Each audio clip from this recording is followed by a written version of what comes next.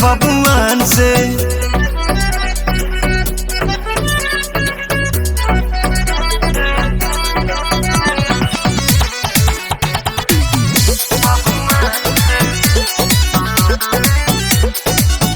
और काटा के दम पर दुपट्टा पकड़ के करेला प्यार काहे जबरी रगड़ के।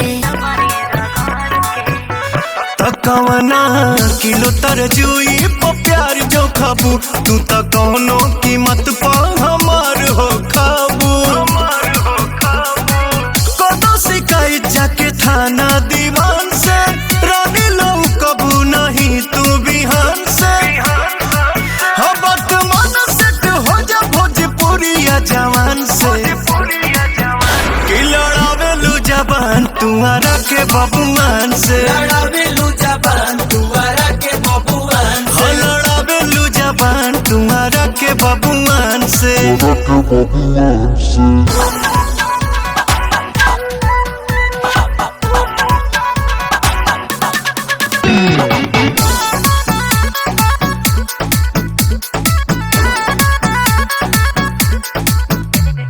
फेरा में नया नया रहेला हसीन के चिखल चाहेला किसमिस बिन बिन के। हे सुगनी सगो में एगो बाड़ू सुपर क्लास पाइप तो हके तक दे हम खेला खलास।